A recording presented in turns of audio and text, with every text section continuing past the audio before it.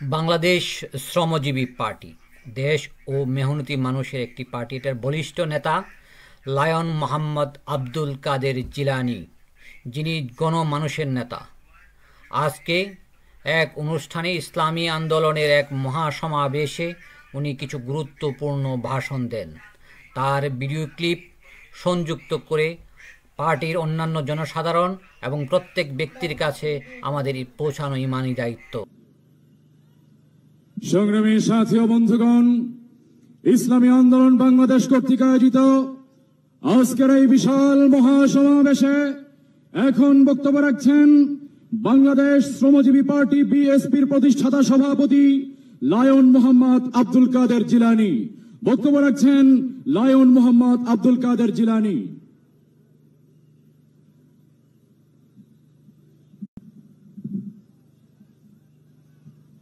মহাতারাম, আপনারা সবাই কেমন আছেন?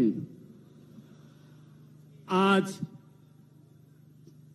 এত বড় একটি মহাসমাবেশ প্রমাণ করছে আমাদের দেশের যে নেতৃত্ব দান করবেন আগামীতে, উনি হলেন আমাদের ইসলামী আন্দোলনের সম্মানিত সভাপতি।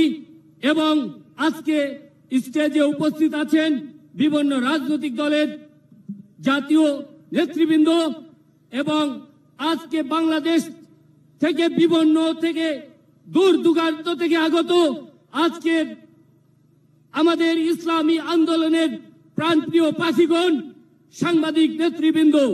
আজকে আমি যেটি বলতে চাই, দেশ স্বাধীনের 54 বছর পর আজকে আমরা যে জনগণের উল্লাস দেখছি, এই উল্লাসে বলতে চাই এদেশে সংস্কার ছাড়া কোনো নির্বাচন প্রতিষ্ঠিত হবে না, নির্বাচন অনুষ্ঠিত হবে না।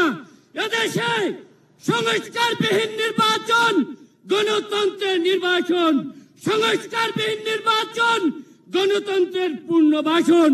এই গণতন্ত্রের যেন পূর্ণবাসন না হয়, এজন্য আমাদের ইসলামী আন্দোলনের হাতকে শক্তিশালী করে আগামী নেতৃত্বে হাত পাখায় মার্কায় ভোট দিয়ে এদেশকে রাষ্ট্র পরিচালনা করার জন্য তাদেরকে সহযোগিতা করবেন এবং এদেশের মানুষের খেদমতের জন্য ইসলামী আন্দোলনকে শক্তিশালী করবেন। এবং আজকে যে সংস্কার নিয়ে কথা হচ্ছে সেটি হলো সংস্কার, বিচার, পিয়ার। এই পিয়ার পদ্ধতিতে আমাদের জনগণের যে আশা আকাঙ্ক্ষা এটি প্রতিফলিত হবে। পিয়ার পদ্ধতি চালু হলে পেশি শক্তিতে কেউ নির্বাচন করতে পারবে না। পিয়ার পদ্ধতি চালু হলে আমাদের দেশ বিশ্বের দরবারে আলোকিত হবে।